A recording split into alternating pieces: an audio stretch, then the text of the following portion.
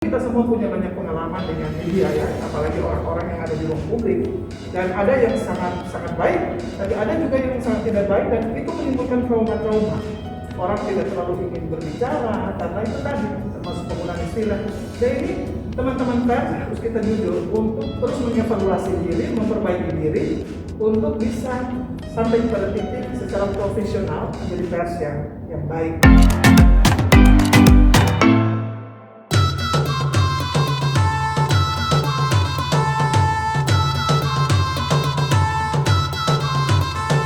Tribuners, apa kabar Tribuners? Semoga Tribuners dalam keadaan baik-baik saja. Tribuners, pers mempunyai fungsi sebagai media informasi, pendidikan, hiburan, dan kontrol sosial. Di samping fungsi-fungsi tersebut, pers juga berfungsi sebagai lembaga ekonomi. Nah, bagaimana sih pers media masa kini? Apakah dia sudah menjalankan peran dan fungsinya dengan baik?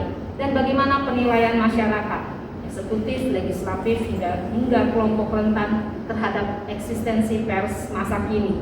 Hari ini 1 Desember 2021 bertepatan dengan Hari HIV/AIDS dan juga hari ulang tahun ke-29 Poskupang. Kami mengajak Tribuners untuk membahas soal bagaimana sih publik menilai pers masa kini. Dan hadir bersama saya Novemi Leonovel di studio ngobrol asik poskupang.com. Ada Wakil Gubernur NTT Yosef Naisoi, Ketua DPRD NTT Eminum Leni, Direktris LBH Apik NTT Ansi Ridara, dan staf ahli gubernur di bidang disabilitas Dina Noah untuk membahas tentang bagaimana penilaian publik terhadap pers masa kini. Dan untuk sesi ini baru hadir 2 narasumber di studio kita. Mama Eminum Leni, selamat datang di studio. Dan juga dengan baik, Mama Emi, kalau kita melihat perjalanan pers masa kini, kan Mama Emi ini sudah kenal Poskupang itu sejak kapan sih? Dan ada nggak pengalaman yang menarik? Ya, baik, terima kasih. Jadi kalau berbicara kenal Poskupang, saya pikir sudah cukup lama ya, belasan tahun. Dan mungkin puncaknya itu ketika saya diizinkan Tuhan menjadi anggota DPR pada tahun 2004 ya.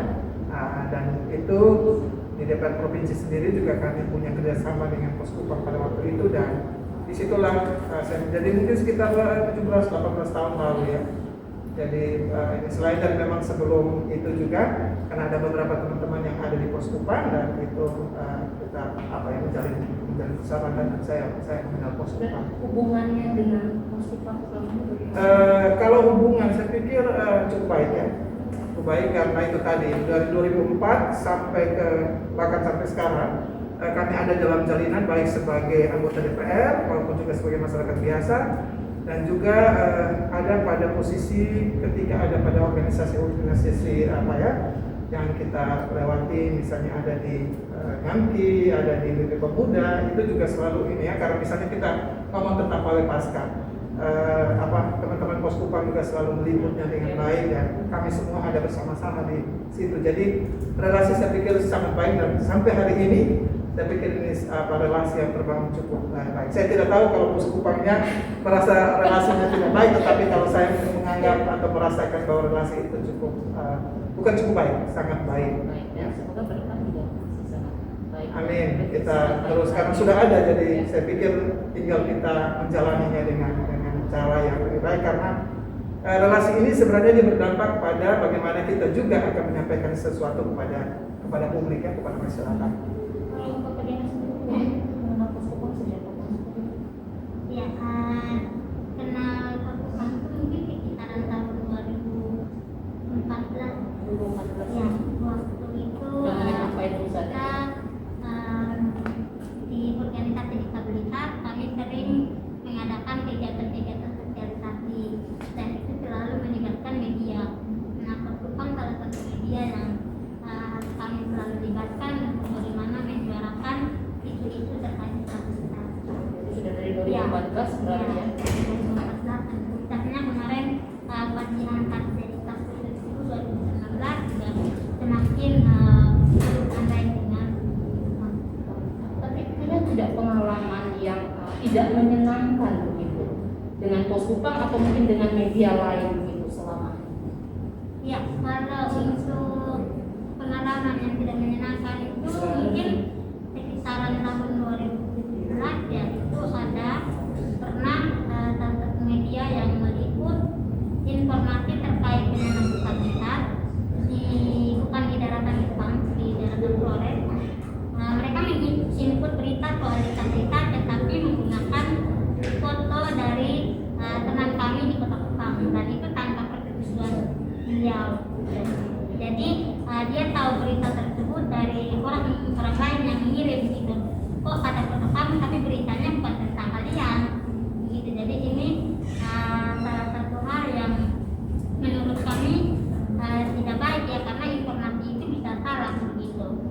Itu yang sering kami alami, dan juga kadang masih ada media-media yang salah menulis berita dengan pengucapan istilah terhadap disabilitas. Itu kadang masih ada yang pakai kata-kata cacat atau tuna, itu juga kata-kata kasar yang masih sering dipakai oleh media, dan seharusnya kan itu perlu dikonfirmasi dulu sebelum berita itu diterbitkan.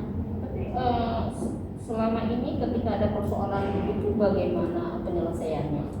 Ya, kalau terjadi hal-hal seperti itu kita lihat penulisnya. Jadi kita langsung konfirmasi ke media tersebut, langsung ke pimpinannya juga. Jadi pimpinannya minta maaf dan langsung berubah untuk tidak mengulang lagi kesalahan itu. Karena mungkin kita tahu mereka juga belum paham ya, jadi kita hanya kasih tahu. Kalau Maimi melihat sekarang pers masa kini kan tidak hanya koran cetak ya, kita ada online, atau sudah ada visual, audio visual seperti ini. Maimi melihat perkembangannya bagaimana? Ya, saya pikir ini sesuatu hal yang baik ya, kemajuan yang luar biasa. Tadi misalnya soal berapa lama saya mengenal, karena ini juga kan itu tadi Pos Kupang dan beberapa media cetak pada beberapa waktu lalu kan yang ada cuma itu, yang media cetak ya, belum ada media online maupun juga sampai yang visual seperti ini, dan tentu itu menjadi sesuatu yang menjadi penghubung ya, untuk kita betul-betul bisa memanfaatkan dalam tanda kutip positif untuk bagaimana memanfaatkan media ini untuk berbagai kepentingan yang baik. Nah, kalau misalnya sekarang ada muncul berbagai media online, media visual, tentu ini sesuatu yang positif dan baik, karena kita paham betul yang tadi sudah disampaikan Kak Femi tadi ya, soal tugas atau fungsi pers. Media termasuk menjadi salah satu alat komunikasi publik ya, dan ini tentu menjadi sesuatu yang baik, tetapi tentu dia harus betul-betul bisa dipertanggungjawabkan. Ini menjadi penting karena media punya tugas untuk menyampaikan sesuatu kepada masyarakat. Masyarakat berhak untuk mendapatkan informasi apa kebutuhan mereka yang nanti bisa disambungkan dengan apa yang harus dilakukan oleh pengambil kebijakan, pemerintah, DPR, dan yang lain-lain. Nah, tentu informasi-informasi ini juga harus tersampaikan dengan baik dan benar, sehingga apapun media yang muncul sekarang, tentu kita tidak bisa menghindar dari sebuah kondisi modern yang sekarang sangat bertumbuh dengan baik, tetapi yang harus ditekankan itu adalah berfungsi secara baik dan benar.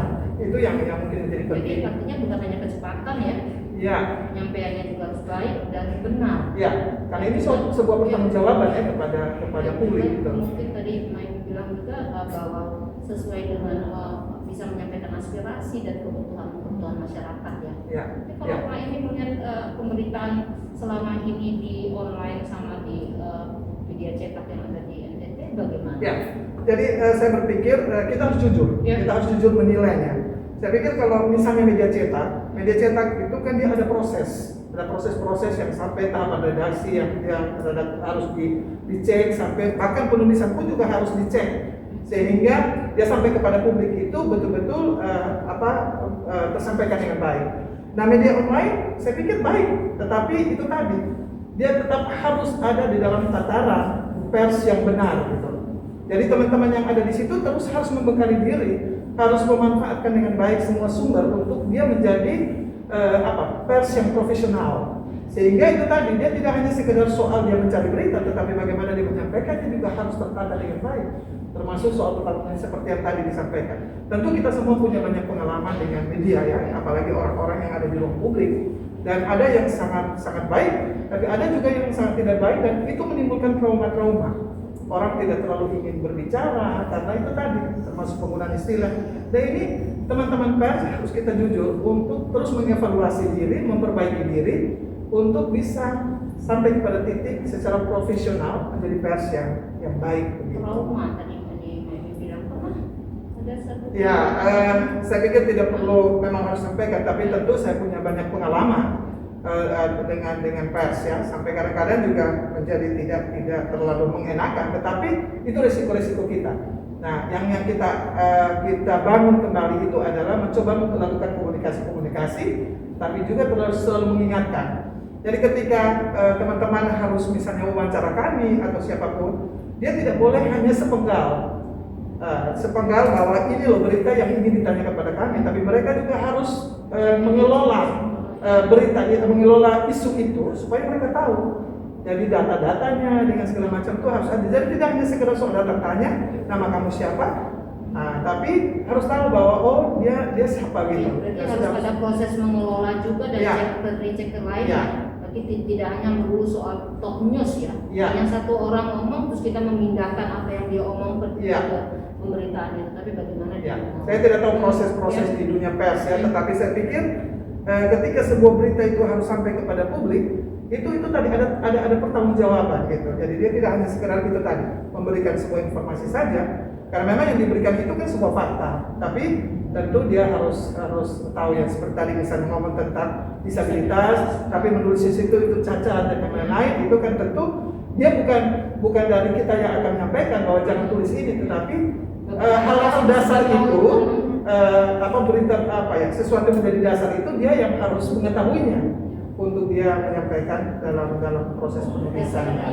Saya pikir peningkatan kapasitas, dan saya pikir teman-teman di dunia media pasti sangat tahu proses untuk menjadi seorang wartawan, menjadi sampai pada tingkatan proses ini harus terlewati dengan baik oleh teman-teman supaya ada perimbangan ya. Kemudian sendiri bagaimana Mbak Dina menilai pers masa ini dengan apakah sudah tadi kan itu kan pengalaman beberapa waktu lalu. Kalau yang akhir-akhir ini apakah Mbak Dina melihat bahwa pers sudah lama disabilitas? Ya, kalau untuk akhir-akhir ini saya melihat pers mulai banyak terlibat dalam isu disabilitas ya. Jadi mereka sedikit demi sedikit sudah mulai paham bagaimana berinteraksi dengan teman-teman disabilitas. Salah satunya adalah ketika mereka mewawancarai saya, itu mereka duduk, jadi mensejajarkan tubuh mereka dengan saya, dan itu salah satu etika yang baik ketika berinteraksi dengan teman-teman disabilitas. Jadi saya pikir ini menjadi salah satu hal-hal positif yang saya lihat dari pers masa kini. Ini untuk pelibatan pers di dalam kegiatan-kegiatan legislatif, melihat seperti apa? Sebenarnya terlibat ini memang secara kelembagaan memang mungkin ada penurunan ya dari lembaga untuk mengajak, khususnya kalau misalnya kami bicara di DPR provinsi, tentu dengan kondisi-kondisi tertentu memang untuk saat ini menjadi sangat terbatas. Jadi teman-teman media yang justru sangat intens ya untuk mencari berita dan yang lain-lain.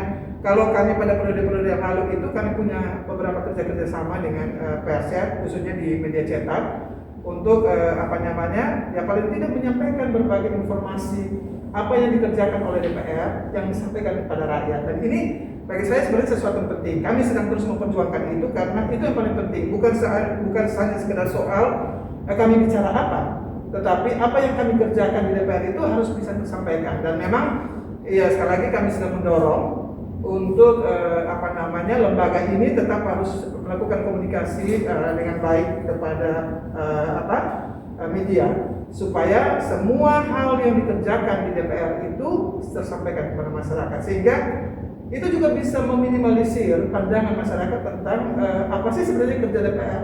Ada yang memang orang mengerti tentang itu, tapi ada dengan generasi yang baru tentu dia butuh informasi bahwa di DPR itu kerjanya apa sih gitu. Nah, saya pikir memang ini masih ada pada, bukan kelemahan juga ya, tapi itu tadi ya, kami sedang mencoba untuk mengelola bagaimana caranya, karena dengan media yang cukup banyak ini, kita juga menjadi sangat kesulitan untuk media mana yang dipilih. Karena ketika memilih satu dianggap tidak berpihak pada yang lain, padahal kami juga tidak mungkin bisa mengakomodir semua teman-teman, khususnya lagi di media online. Media online cukup banyak dan tentu ini kami membutuhkan sebuah perencanaan yang lebih baik. Tapi memang kami sangat membutuhkan media untuk bisa menyampaikan apa yang kami penting apa melihat peran media? Saya pikir sangat penting, karena itu tadi media ini atau pers ini dia menjadi salah satu alat komunikasi publik yang bisa menyampaikan, menjembatani apa yang menjadi kebutuhan di sana dan apa yang menjadi tanggung jawab yang harus dikerjakan. Dan ini tentu menjadi sesuatu yang penting. Yang kedua tentu menjadi penting itu karena media ini yang sesuai dengan undang-undang pers ya, tadi yang soal ada dalam pendidikan. Saya pikir pers juga menjadi alat untuk mengedukasi masyarakat. Sehingga ketika menyampaikan informasi-informasi berita itu menyampaikan dengan baik dan benar, dan masyarakat tentu dengan perlahan dia bisa pada saatnya memilah mana yang hoax, mana yang betul-betul real. Dan tugas-tugas pers saya pikir seperti itu, dan itu yang menjadi harapan kami bahwa berbagai informasi itu tersampaikan dengan baik dan secara perlahan kita bisa meminimalisir berita-berita yang, karena sekarang ini media sangat terbuka. Dan satu titik kecil saja itu bisa menjadi sangat terbuka, dan itu bisa menjadi baik dan tidak baik kalau tersampaikannya itu secara tidak baik juga kalau menjadi tidak baik. Tapi kalau dia sesuatu yang baik tentu bisa menjadi, apalagi misalnya kalau sekarang kita lagi bicara tentang hari anti kekerasan terhadap perempuan. Nah ini penyampaiannya, tapi sekarang ini juga begitu banyak kekerasan terhadap perempuan yang sangat fatal, yang saya tidak menganggap lagi sebuah kekerasan, tapi saya menganggapnya sebuah kejahatan. Dan ini harus tersampaikan kepada publik itu dengan benar gitu loh. Dan jika kalau misalnya dikemas tidak benar, makanya itu kejahatan baru lagi, karena pasti orang juga akan berbicara bahwa oh ini perempuan yang salah atau ini. Jadi bisa double beban cara pandang masyarakat terhadap perempuan, termasuk juga berbagai hal tentang pembangunan. Bisa saja dalam sebuah pemerintahan mengerjakannya baik gitu, DPR, eksekutif, tapi ketika dia tidak tersampaikan dengan baik, segala sesuatunya bisa menjadi buruk, atau yang buruk bisa juga. Tapi Mak Emi juga melihat peran pers saat ini sudah dilaksanakan dengan baik. Artinya kita kalau pers ini lagi mirip-mirip lah DPR lah, ya kan, kontrol juga, ngawasin juga. Yang pengalaman Mak Emi melihat ini sudah dijalankan dengan baik. Malah mereka seperti pers kayak menjadi saya pikir tadi ya, kita mesti jujur ya, kita mengevaluasi, kita semua pada titik tertentu kita harus mengevaluasi. Nah pers ini juga sebenarnya sama, ada yang bagi saya sudah cukup baik ya untuk menyampaikan berbagai informasi, tetapi itu tadi ada juga yang mungkin dengan keterbatasan ini juga tersampaikan tuh sepenggal-penggal, dan itu pada akhirnya menimbulkan interpretasi baru. Padahal itu kan sebenarnya tidak boleh kan, karena pers menyampaikan fakta, menyampaikan sesuatu yang soal nanti masyarakat menginterpretasinya, tapi sebuah fakta itu harus ditulis dengan jelas. Ya, saya pikir ada yang berjalan memang pada relnya, tapi tentu ada juga yang menurut saya butuh perbaikan, butuh penguatan kapasitas untuk ada posisi. Saya pikir teman-teman pers yang kalau misalnya di media cetak, saya pikir sudah lebih kuat ya. Jadi karena ada satu sistem yang ada di dalamnya yang mengaturnya dengan lebih baik. Nah kalau teman-teman di online tentu harus terus membenahi diri untuk betul-betul bisa sampai kepada sesuatu yang kuncinya sederhana. Kuncinya adalah informasi yang baik, informasi yang benar, ataupun juga informasi yang tidak baik itu tersampaikan kepada masyarakat. Jadi kalau ada hal-hal yang tidak baik itu tersampaikan dengan cara yang baik kepada masyarakat. Iya, itu kan penting. Jadi pers ini itu tadi dia menjadi jembatan untuk dari sini bisa sampai ke sana itu. Nah kalau jembatan ini kan kita berharap jembatan yang baik, jembatan yang berayun-ayun juga. Berayun dan apalagi putus ya. Ya, putus lebih sulit lagi. Berenang kita nanti. Agak sulit. Cukup kalau bisa berenang. Kadang ini disabilitas. Bagaimana Kak Ferdina melihat hubungan dengan pers selama ini? Apakah kadang-kadang kan pers juga kesulitan untuk menjangkau teman-teman, mungkin mereka belum berani untuk terbuka atau bagaimana? Iya, jadi walaupun sudah mulai ada media yang tahu bagaimana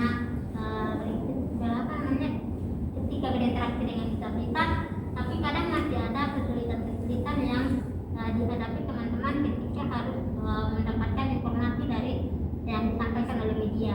Contohnya sekarang kan lebih banyak informasi itu disampaikan lewat media-media online. Kalau anak muda zaman sekarang kan jarang orang baca koran gitu. Ya lebih banyaknya dari berita-berita atau dari video-video. Sedangkan dari video itu tidak bisa diakses begitu, misalnya untuk teman-teman tuli itu kan tidak ada penerjemah bahasa isyarat, jadi harus ada closed captionnya begitu. Nah, tapi kan tidak pernah ada. Jadi kalau berita yang bisa dibaca secara online itu masih bisa, tapi kalau untuk teman-teman yang netra kesulitannya. Jadi untuk di koran juga tidak ada yang huruf braille, jadi teman-teman netra juga masih kesulitan. Jadi ini mungkin masih menjadi hambatan untuk teman-teman mengakses berita begitu. Jadi info-info terbaru begitu kadang mereka kurang update karena akses mereka untuk mendapatkannya itu yang masih ingin yang sesuai. ya.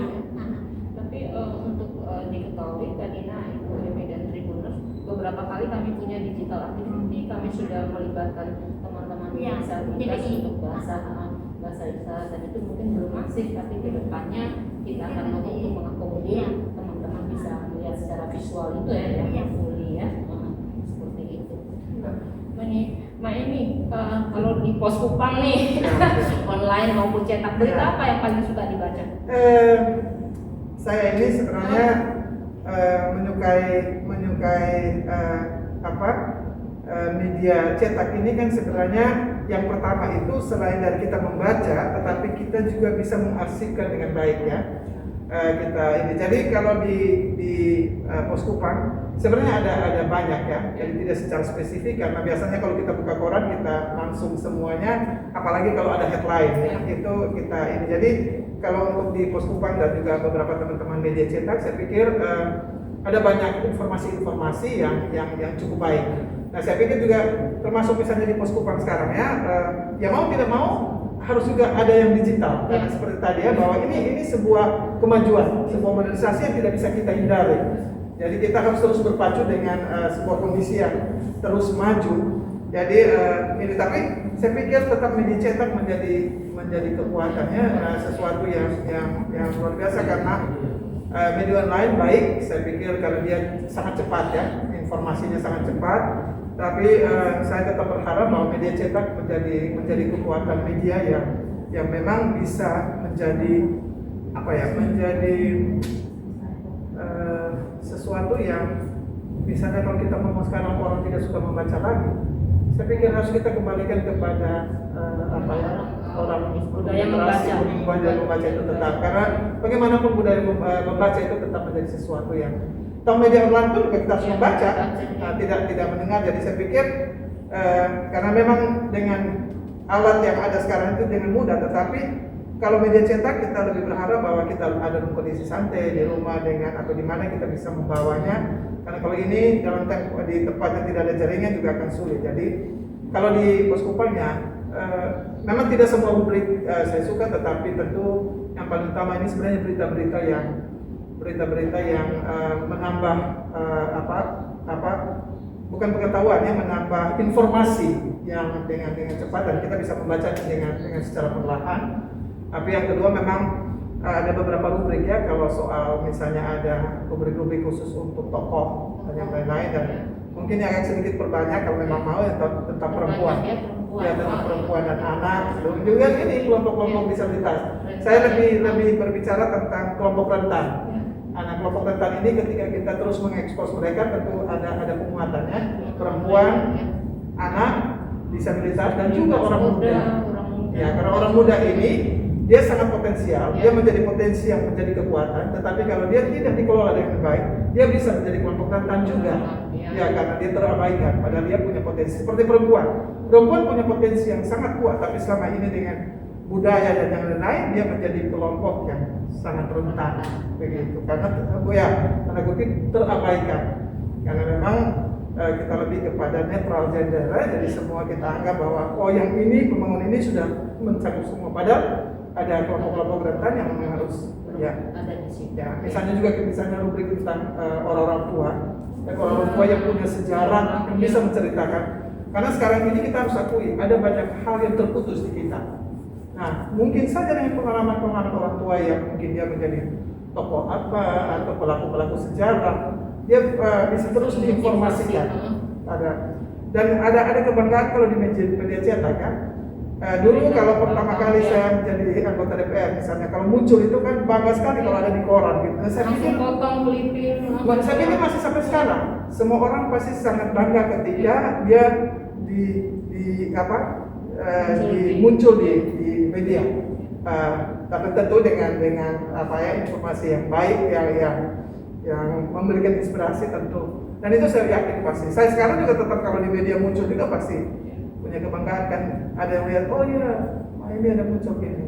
Dan ini bagi saya energi, spirit yang baik gitu ya. Tapi tidak kalah dengan media online juga ya. Oh iya. Itu kan kita bisa menyimpan link. Ya, dari link itu abadi ya. Tapi kalau saya masih lebih percaya terhadap sesuatu yang secara fisik. Jadi kalaupun juga misalnya di media online, saya minta untuk di print supaya itu tetap. Jadi saya masih tetap percaya tentang sesuatu yang secara fisik karena karena ini belum stabil ya. Kalaupun tapi dia belum stabil karena tidak di semua tempat kita bisa membukanya dengan cepat. Tapi kalau dia tersimpan dalam sebuah file yang secara fisik ada, ya kalau dua-duanya ada lebih baik. Bapak Dina bagaimana? Iya. Suka membaca berita apa dan apa sih yang harus ditambah beritanya di Poskopa? Ya, kalau untuk baca berita jujur karena lebih enak. Iya, di handphone jadi lebih banyak baca berita yang dari link atau yang dikirim. Nah, biasanya saya lihat dari judul berita gitu. Kalau menarik, saya klik untuk baca gitu.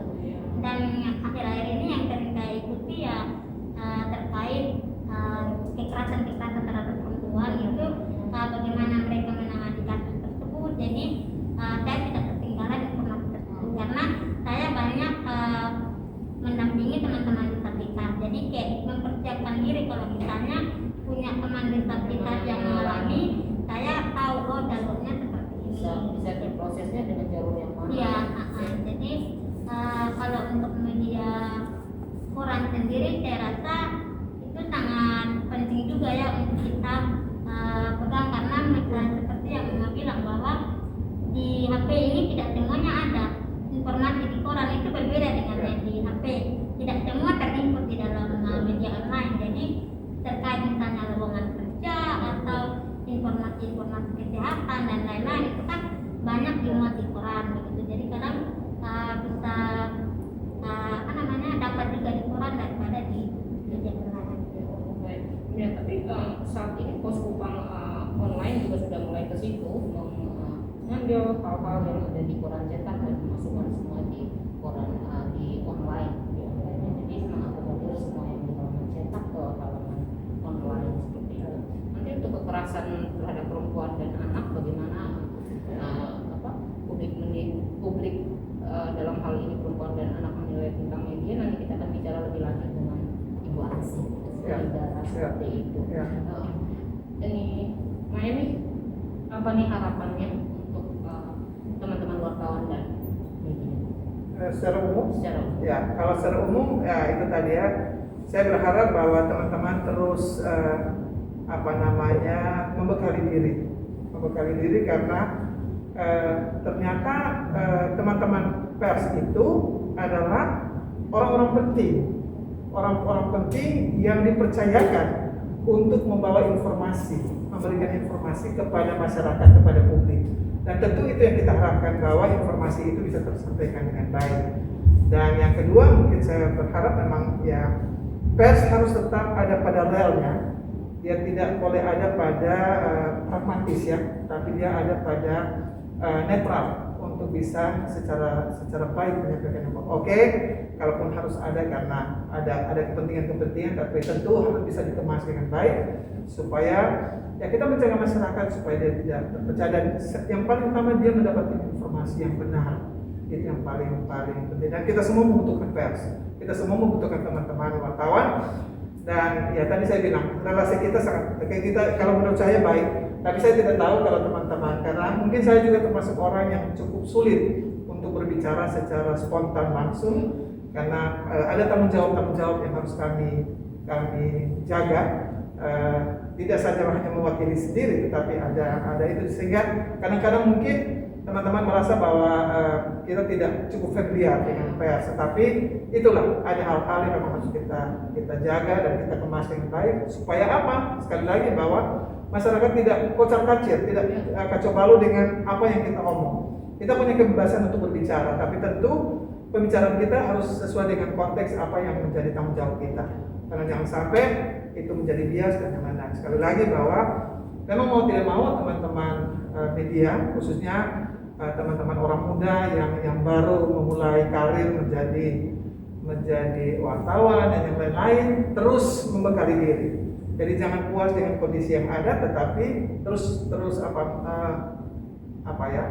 membekali diri untuk bisa secara maksimal. Karena itu tadi bukan hanya kami memiliki tanggung jawab, tetapi teman-teman media juga memiliki tanggung jawab yang luar biasa menurut saya, bahkan luar biasa kan. Dengan penanya itu dia bisa mengubah dunia. Terima kasih. Dan tentunya pena kami sekarang kan berubah jadi gadget nih. Jadi itu jempolnya. Jempolnya itu juga. Mungkin tidak berfungsi baik kalau tidak ada narasumber seperti ini dan Bapak Dina ya. Jadi kami juga ke depan pasti media juga meminta bahwa para narasumber atau pihak-pihak yang berkepentingan juga bersuara dong, terus menyampaikan informasi sehingga informasi itu bisa kita sampaikan kepada masyarakat. Betul. Bapak Dina sendiri bagaimana harapannya untuk teman-teman wartawan dan media secara umum?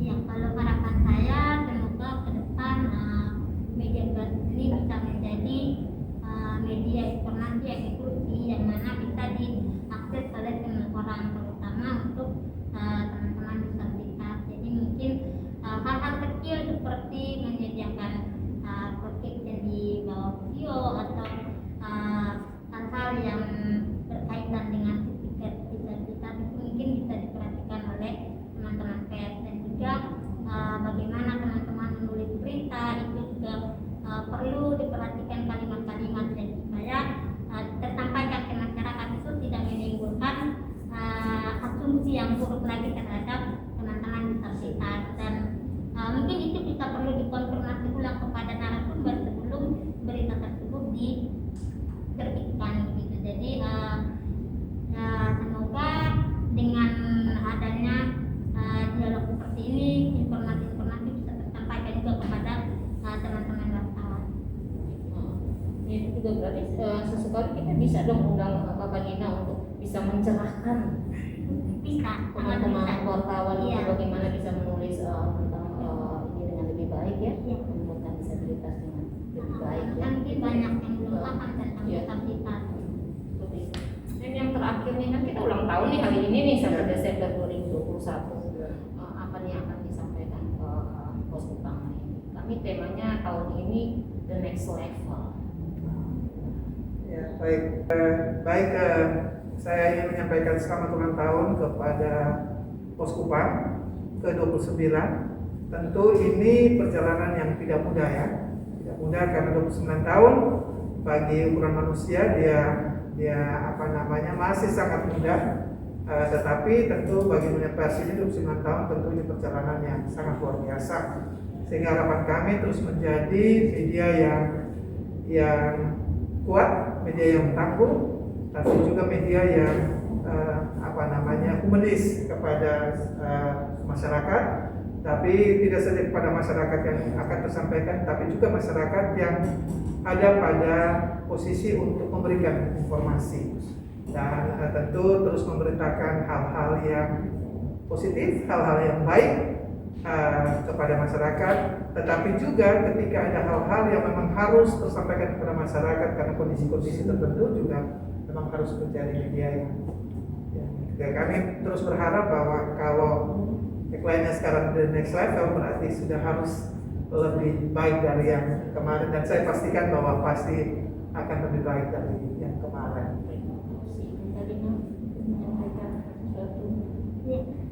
Yang pertama, selamat ulang tahun untuk Perkupang yang ke-21, semoga 29, sudah lebih dari umur saya. Ya, jadi pikir ini sudah lumayan panjang ya cerita perjalanan dari Perkupang.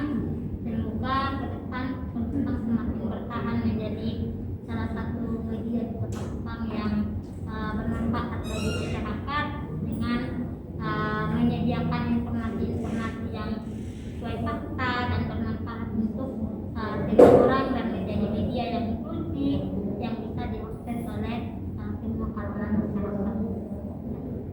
Terima kasih. Demikian Tribuners perbincangan kami bersama Mama Emi dan Kakak Dina.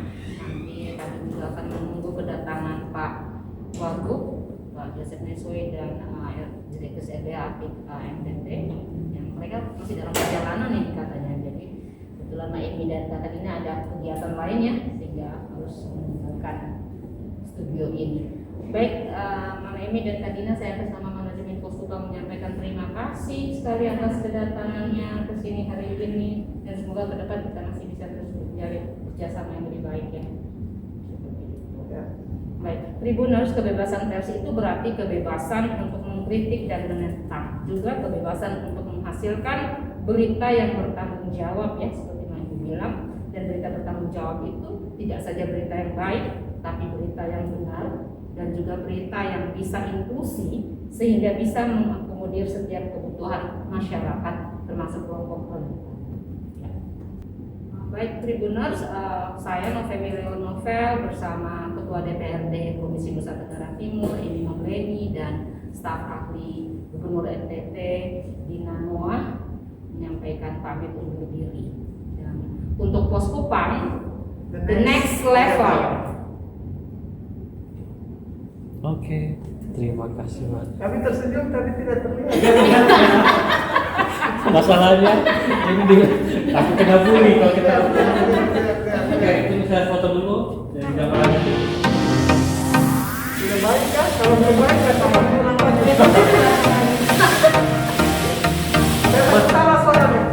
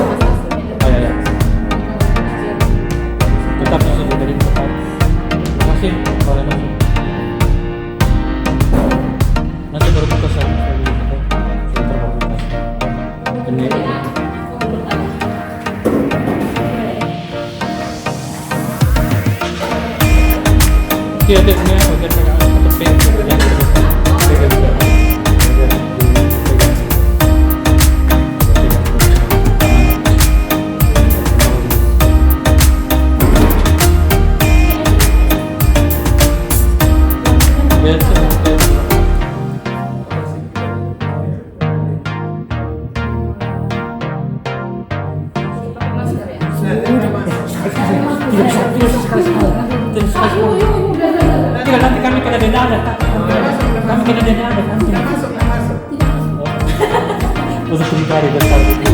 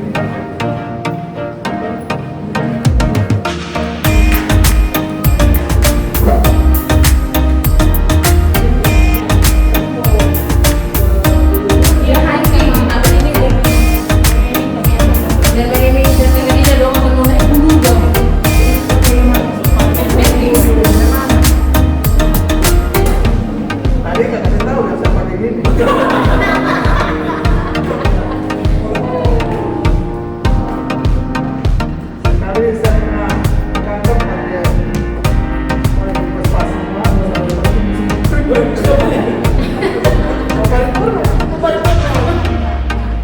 Kemana dan tidak bias.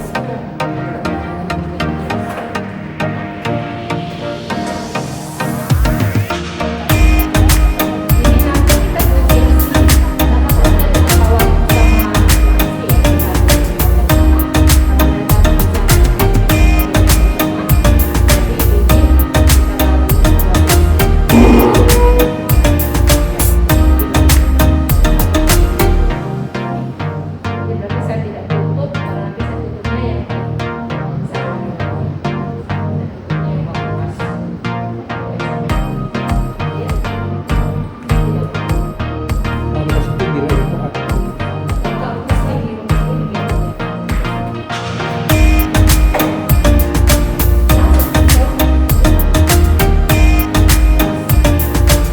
Oke. Ini kita pakai ini.